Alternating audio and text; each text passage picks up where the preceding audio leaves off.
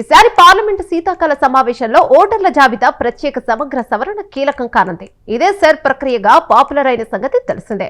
కాగా ప్రస్తుతం సెర్ ప్రక్రియ రెండో దశ అమలు జరుగుతోంది. 9 రాష్ట్రాలు అలాగే మరికొన్ని కేంద్ర పాలిత ప్రాంతాలలో సెర్ ప్రక్రియను ఎన్నికల సంఘం చేపట్టింది. ఇక ఇదిలా ఉంటే సెర్ ప్రక్రియ అమలుకు సంబంధించి కేంద్ర ప్రభుత్వంపై ప్రతిపక్షాలు ఘాటు విమర్శలు చేసే అవకాశాలున్నాయి.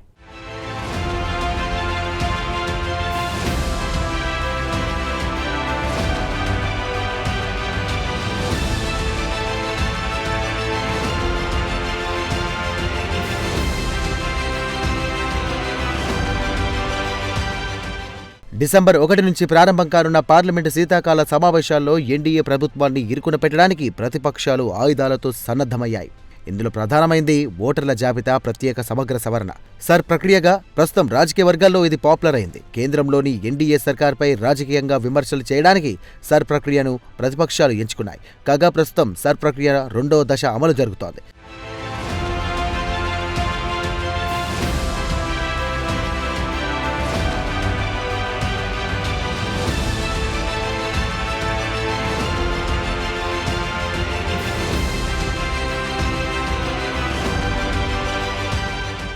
తొమ్మిది రాష్ట్రాలు అలాగే మరికొన్ని కేంద్ర పాలిత ప్రాంతాల్లో సర్ ప్రక్రియను ఎన్నికల సంఘం చేపట్టింది.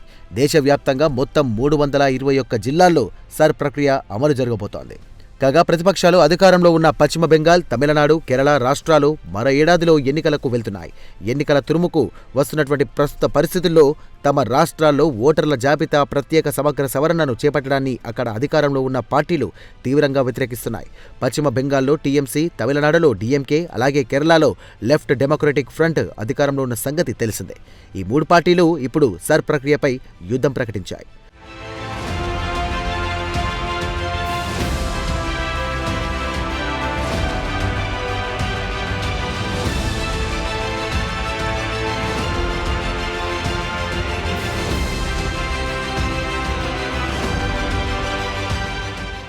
కాగా అణు ఇంధన బిల్లు కూడా ఈసారి పార్లమెంటు శీతాకాల సమావేశాల్లో కీలకం కానుంది. ఈ బిల్లు ద్వారా అణు విద్యుత్ ఉత్పత్తి రంగంలోకి ప్రైవేటు, ప్రభుత్వేతర సంస్థలకు కేంద్ర ప్రభుత్వం తలుపులు తెరుస్తోంది. అయితే అణు ఇంధన రంగం అత్యంత సున్నితమైన వ్యవహారం. ఇలాంటి రంగంలో ప్రైవేటు రంగాన్ని ఆహ్వానించడం ఎంతవరకు కరెక్ట్ అనే ప్రశ్న తెరమీదకు వచ్చింది. ఈ నేపథ్యంలో అణు ఇంధన రంగానికి సంబంధించిన పాలసీపై కేంద్ర ప్రభుత్వంపై ప్రతిపక్షాలు నిలదీసి ప్రశ్నించే అవకాశాలున్నాయి.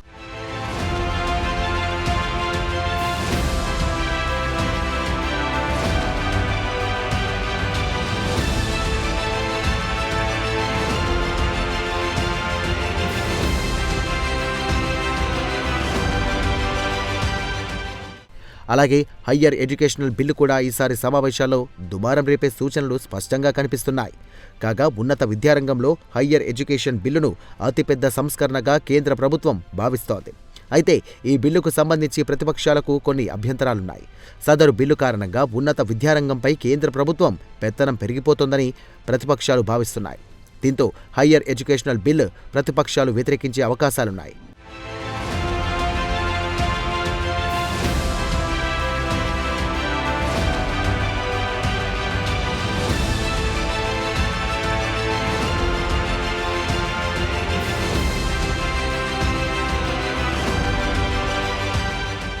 సెక్యూరిటీస్ మార్కెట్స్ కోడ్ బిల్లు కేంద్ర ప్రభుత్వం ప్రవేశపెట్టబోతున్న మరో బిల్లు ఇది. ఇప్పుడున్న సెబీ, డిపాజిటర్స్, సెక్యూరిటీ కాంట్రాక్ట్ చట్టాలలోని నిబంధనలను విలీనం చేసి తీసుకురాబోతున్న ఏకీకృత కోడ్ బిల్లుయే సదరు సెక్యూరిటీస్ మార్కెట్స్ కోడ్ బిల్లు. అయితే ఈ బిల్లు చట్టమైతే అధికారాలన్నీ సెబీ చేతుల్లోకి వెళ్తాయని ప్రతిపక్షాలు ఆందోళన వ్యక్తం చేస్తున్నాయి. కాగా ఇటీవల కేంద్ర ప్రభుత్వం లేబర్ కోడ్ బిల్లులను నోటిఫై చేసిన సంగతి తెలిసిందే. అయితే ఈ లేబర్ బిల్లులను కార్మిక సంఘాలు వ్యతిరేకిస్తున్నాయి.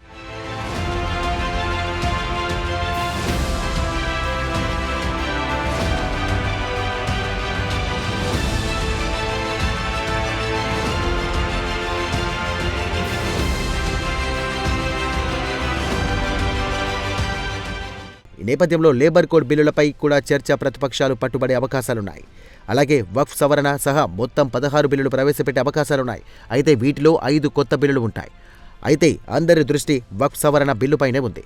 కాగా కొత్త బిల్లులతో సహకార యూనివర్సిటీల ఏర్పాటు, పంజాబ్ కోర్టుల సవరణ bill, merchant shipping bill, coastal shipping అలాగే ఇండియన్ పోర్టులు బిల్లులు ఉన్నాయి. కాగా డిసెంబర్ 1న ప్రారంభమయ్యే పార్లమెంటు శీతాకాల సమావేశాలు 19 వరకు కొనసాగుతాయి. మొత్తం 15 పని దినాలు ఉంటాయి.